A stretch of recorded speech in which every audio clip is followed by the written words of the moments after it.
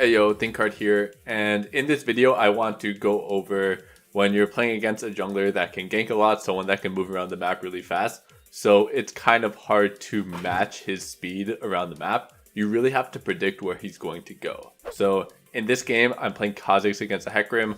Obviously, Hecarim can move around the map a lot faster than I can, so I really need to predict where he's going to go. So first things first, let's look at team comps. Bot lane is pretty 50-50. If someone dies in the bot lane, it's probably only from a gank. There's no way they're going to die 2v2. They're probably going to be pretty topped off as well in terms of their HP bars. Mid lane, Yasuo is probably going to push most of the game. So I can look mid, and Hecarim's probably not going to look mid. So Hecarim's probably looking top or bottom, and it's Renekton versus Jax. So Renekton has advantage early, and Jax really wants to scale. If Jax ever gets a lead, that lane is very snowbally though. So first things first, identified where I have to go. Hecarim usually starts bot side at red buff. So I know that if I take blue and path up, I can match him and help out my Renekton when Hecarim is there. I got the ward in the river, and now I'm pathing bot to top with the plan to help out my Renekton because I think Hecarim is going to pressure that lane. There does seem to be some early aggression in the bot lane, but the wave's in a pretty good spot, so if Hecarim comes, they should be able to survive, and I'm still following the game plan of going to topside. And as predicted, the Yasuo is pushing in the Vladimir, so everything's following the predetermined game flow, and so it's really easy for me to kind of plan out what to do next, and if you're in this position, you can do the same. So I go for this gank top. The important thing is that we win this 2v2, so even if Hecarim is here, it is a very favorable 2v2. We have Renekton Kha'Zix, and Hecarim's just probably going to go in and get one shot. So get the kill, Hecarim's not here, that's really good news. And now you're left with an important decision to make. Where is the Hecarim going to go now? Renekton has no flash, Jax has no flash. I kind of want to clear my top jungle camps, and Hecarim's probably going to be up here. One of the things that you can do here is take Raptor's base and then go to your Krugs and then go to help out the Renekton. Or another option is to take your Raptor's base and then go to Hecarim's Raptors. Because you know that if Hecarim goes top, he started bot side, so all of his bot camps are going to be spawning around 4 minutes, 30 seconds to 5 minutes. So if Hecarim really wants to go top side, if the gank doesn't work out, it's really good. And even if it does, you still take the Raptors, the Hecarim's going to fall behind XP, and it's still going to feel pretty okay. So I decide to go towards the bot side. I do see that bot lane doesn't have summoners, so I kind of want to shadow them as well. And I already ganked for Renekton. So Renekton does get a solo kill, however, Hecarim can be here. I'm pinging him, but he wants to push in the wave and Hecarim ends up coming and cleaning up the kill. That's okay, because as we determined, his bot side's coming up. So as soon as I see the Hecarim top, I run straight to his Raptor's bottom, and I'm able to get his camp. So we're taking the Raptors, and while we're taking the Raptors, the Yasuo's going aggressive. We just saw the Hecarim use Predator and Ghost, so the odds are that he's not going to be mid lane. Once again, wait for the minions to pass. If you look at their vision, they can see me if I'm going up too early. And so as soon as Yasuo dashes to the minions, then I go aggressive on the cannon. So remember that when you're going for a gank, always be a little bit patient. Wait for the opportune moment. If the opportune moment isn't going to present itself, then don't show. It's okay to just back off, not do the gank if it's not going to work out, just to make sure they don't know where you are in the map. So a really good thing about taking his Raptors is we also know that Hecarim's probably going to path down to the bot side.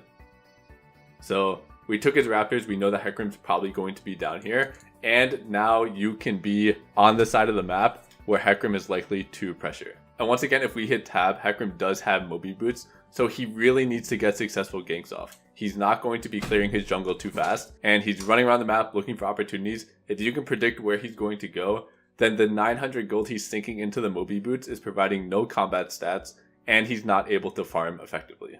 So remember, when someone buys mobi boots, you win even number fights, most likely, unless you're playing a champion that really doesn't want to fight. And you clear faster than him. His advantage is that he can move around the map really fast. So you need to make sure that you're figuring out where is he going to go. So I was around the bot side. He went for this bot dive. But once again, we saw him. We're able to kind of hover around the area. And so even if he doesn't die right here, I'd be able to clean it up. If you can counter jungle, it's a really easy way to track an enemy jungler with mobi boots. Because now you know, okay, red buff's gone. He's probably going to go to his top side. And so I know that I probably need to go top, but I see the Hecarim bottom again. So once again, able to track the Hecarim. Right here, I forced him out of the river. However, I did make a mistake. Look at the map. When you're going for these plays, when you're counter jungling or you are 1v1ing the jungler or you're looking to make aggressive plays in enemy jungle, you need to look at lanes. And if we go back a little bit, we see that while I'm going for this play, their bot lane has been missing this whole time. So after I chunk out Hecarim, I should think, oh, this is great, amazing. Hecarim's chunked out, he has mobi boots, he's gonna have to base again. And I can now clear my jungle knowing that he has to recall, get back on the map. He's only level 5. So if he looks to gank, it'll be a pretty underleveled gank. But I go too aggressive. I'm not looking at the bot lane here. And I get punished for it. So learn from your mistakes. I definitely should be backing out right now.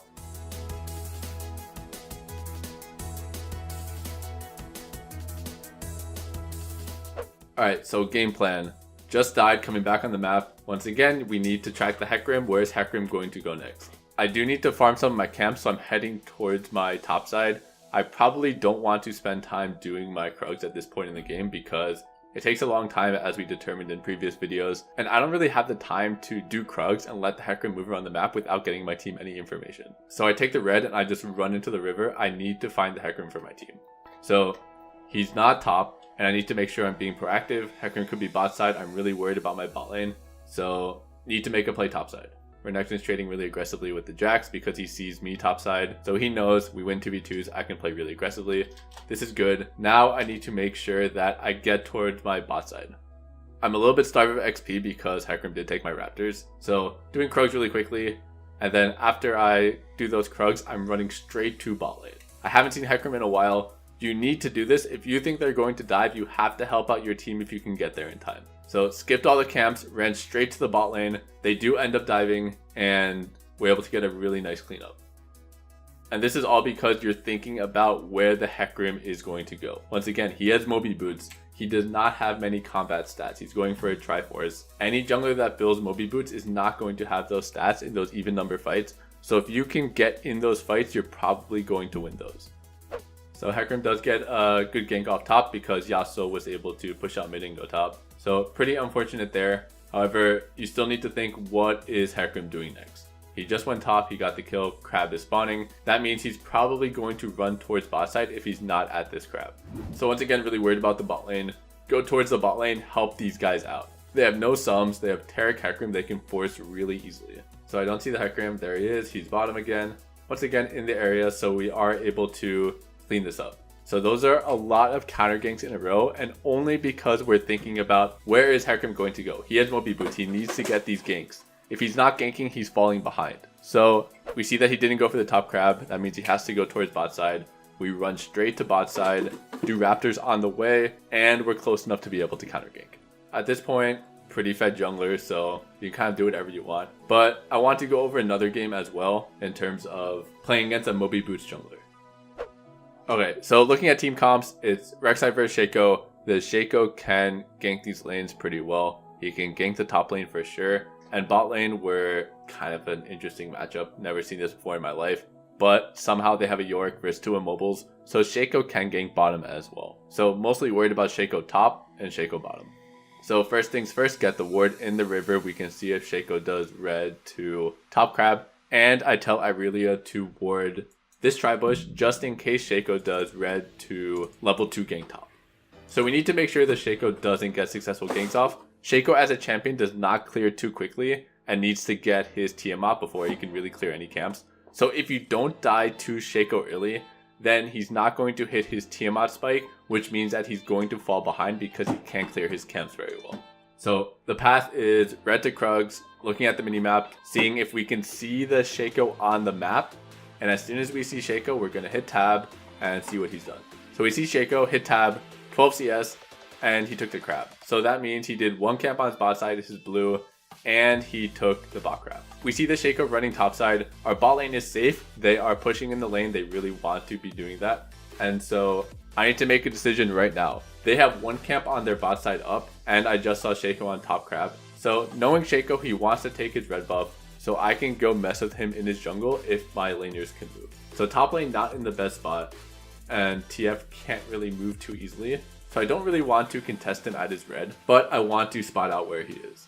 Because like I said, if you delay Shaco at all, make sure he's not farming, then the Shaco is not hitting his Tiamat spike, and I'm waiting for my Raptors and Krugs to respawn. So once I get those respawns, I'm going to be really far ahead in XP, whereas he hasn't cleared his Raptors or Krugs yet. So I see him on red buff with the Tremor Sense, take his Raptors real quick, and this is going to make me feel pretty good about where I am XP wise.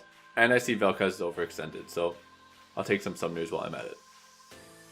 So as we see, pretty chunked after that gank. I don't really want to risk running into my top side if Shaco might be there, because I don't know where Shaco is. I know that he took his red buff, so he could be running around top side, and they know I'm low. So if I ran straight to my jungle, I might die to Shaco. Can't risk that. Once again, going over the game plan, I'm waiting for my Krugs to respawn at 4:30. I have a little bit of extra time, and I need to make sure I know where the Shaco is going next. Quick take on Wolves. I have a pink ward, so I want to get that pink ward down when I need to. TF does have really good vision around mid lane, so I feel kind of comfortable farming some camps. I am a little bit behind because I haven't gotten my Krugs and Raptors on respawn yet. But once I get these, I'll feel really good about my XP, and I need to find the Shaco. So while I'm doing Krugs, I see Bot Crab is spawning, picking the bush. However, look at the lanes. It does look like the Yorick is coming, so even though I get the crab, I need to be really cautious here.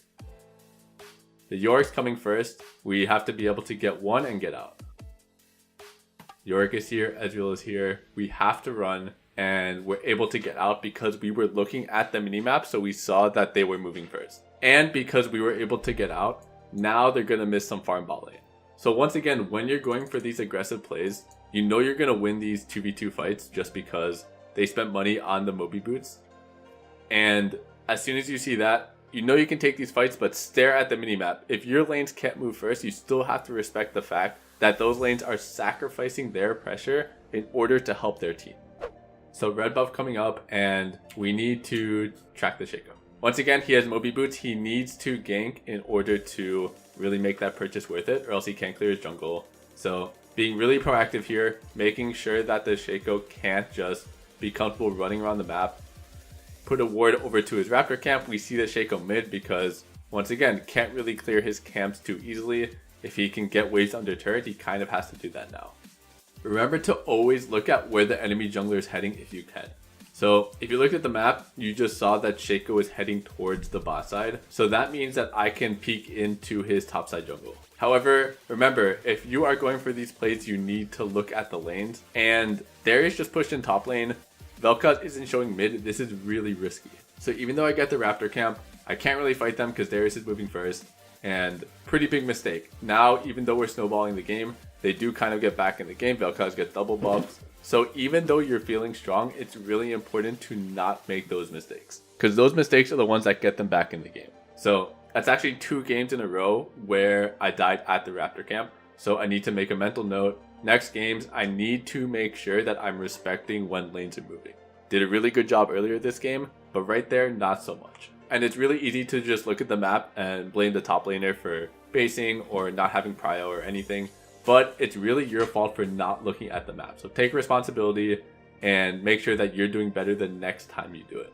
So when you're running pressure bot lanes like Caitlyn, Zyra, or lanes that like to push into enemy, it's really good to do dragon by yourself because they can keep the enemy laners under turret. And it's just really good to do dragon in that situation. They don't know you're doing it, so you can solo the dragon, get your team a really good advantage. They do end up dying to the gank, which is a little suspect because they had so much control, but it happens.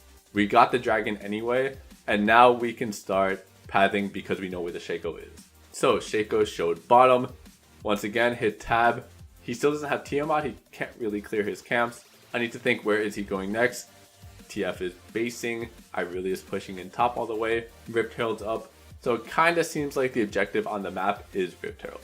So run to help the Irelia, go towards the Rift Herald, make sure that we can help if the Shaco's up here. However, Shaco shows bottom, free Rift Herald for my team. And Rift Herald's insanely good this patch. I've gone over this 1,000 times. If you use Rift Herald on a turret before 14 minutes, you will get at least 2 plates, so that's already 320 gold. You get 100 gold for killing the Rift Herald.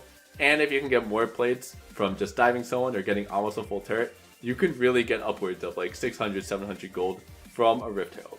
Insanely valuable objective. If you can ever get it before 14 minutes, take the Rift Herald, and now the goal is to use it within 3 minutes. Chunk out the Vel'Koz, and as you can see, 21.1 Rift Herald charges, 21.4, we already got 400 gold, and we can get more plates. We got, what was that, 3 plates from that Rift Herald? Yeah, we got 3 plates on the Rift Herald, and we got the 100 gold for killing the Rift Herald. So, insanely valuable. That's 580 gold in your pocket. Always worth it to get Rift Herald if you can. Once again, lane phase is over. That's 2 Mobi Boots games in a row. When you're playing against these champions, you need to make sure that you know where the enemy is going. You're kind of close to counter gank if you need to. If not, then you're getting your team information.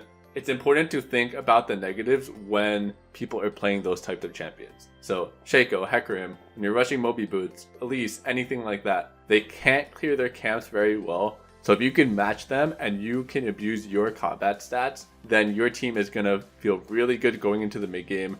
They're going to have a jungler that's pretty far behind, and you'll have a pretty good early game advantage. Keep these things in mind. Abuse your pros of playing your champion and make sure that the enemy can't get away with just running around the map, doing whatever they want, pressuring all these lanes. You need to think proactively. So go into solo queue and practice this. It takes time, but it's very rewarding, and if you can master this, then every time someone buys Mobi Boots, you'll know what to do, you'll know how to get your team advantages and make sure that your team is safe from ganks, and you'll have a pretty good lead going into the mid game.